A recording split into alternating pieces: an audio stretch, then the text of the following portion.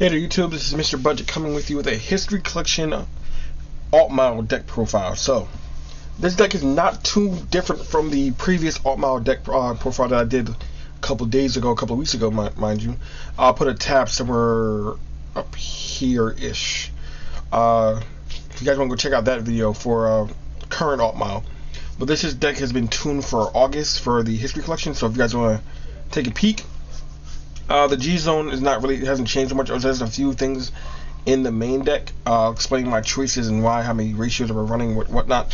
So, but not too much has changed. Just you need to add a few cards from the old stuff to allow you to play history collection. So we're gonna go with the grade 3s. So for this, we're playing 2 copies of Blue Sky Knight Altmile from G era, GB2 effect. Your entire front row gets plus 2k power. Stride skill is when a unit strides him, you can counterblast one, call 2 cards from your hand, and then give 2 cards from your hand plus 5k. Now, do keep in mind you don't have to call anything, but you can still apply that plus 5k to 2 units that are already on board. You don't have to call anything. And on top of that, the cards that you do call, those don't have to be the units that you give the power to. We're also playing 2 copies of Blue Sky Knight Altmile from V. Excuse my stuttering.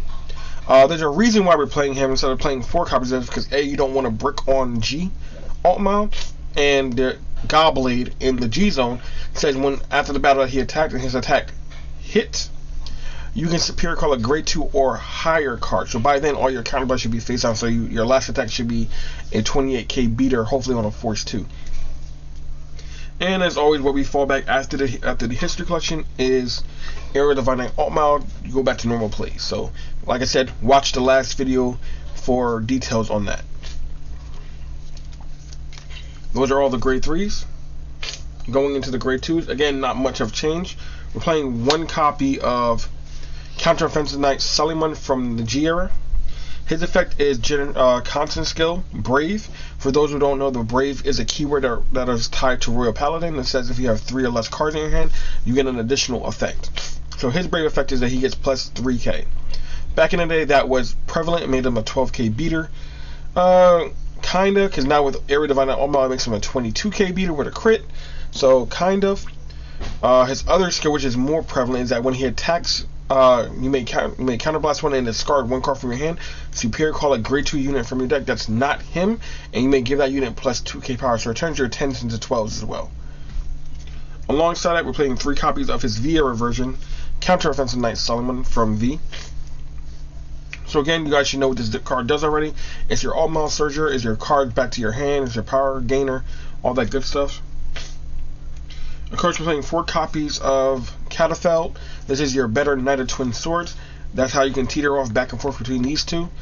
We're also playing 2 copies again of the Witch, 2 copies of Turnard. This is your counter charger. 2 copies of Starlight Violinist, allows your grade 2s to boost, and 2 copies of Divine Sister Long Shot, again a grade 2 booster if you have a grade 3 and so on. So again, not much has changed. You can change the ratios of any of these cards. I just figure out that these cards kind of work best in this history collection format. I would consider dropping down a Catafel to add maybe another Turnard or another Divine Sister. Just that, but if not, this is pretty fine. So those are all the grade 2s. So like I said, not much have changed from the other deck. We're going to go into the grade 1s now, so you can have a bit of a sniffle. We play 1 copy of Lauren the Knight Sisyphus. This is your Stride Fighter grade 1. The reason why we're playing him at 1 is that if you ever draw into him and you have a different Altmile, you can search for your G Altmile. That way you're set up for your history collection turn. But you don't want to play too much on him, because again, this is a brick in your hand. It's just Stride Fighter for later. And he doesn't gain any power, does anything for you. His shield value is very low. So this is just a one of this. If it ever comes up, it comes up. If it doesn't really brick you. We played 3 copies of his V era version. The reason why we're playing 3 over this and not the other way around is because this is a 10k shield, 13k booster, and it also searches you in a grade 3, any grade 3. So if you're missing your aerials or not, if you don't happen to run into this one, you can find them off that one, whatever the case means. But more prevalent on this one because it gives power. As always, for Edith, this is just another way to get your Altmiles on board and get into Soul, different play combos and lines, and 1 Element Taro. So again, nothing really different, just adding text and things like that for History Collection. Last but not least, the Grade Zeros, our starter. We play 4 copies of the new Bellionist effect. 1 second. Pardon me.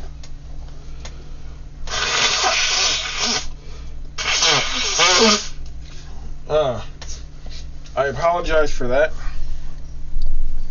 We'll try to edit that out. If we can't, I apologize. Back to Bellius. So, due to the History Collection effect, he got all his stats buffed.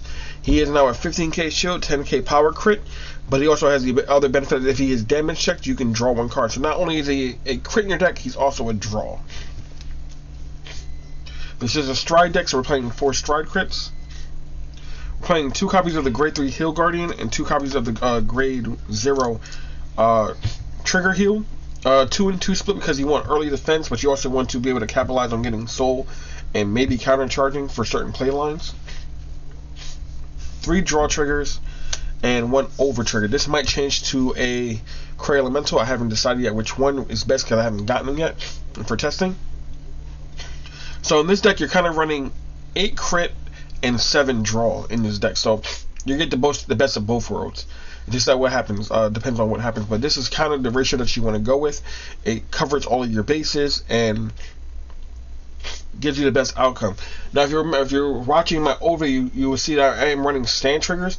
I took those out for raw power. Stand triggers could play a high benefit in this deck, but as you can see, there's just not enough room for it.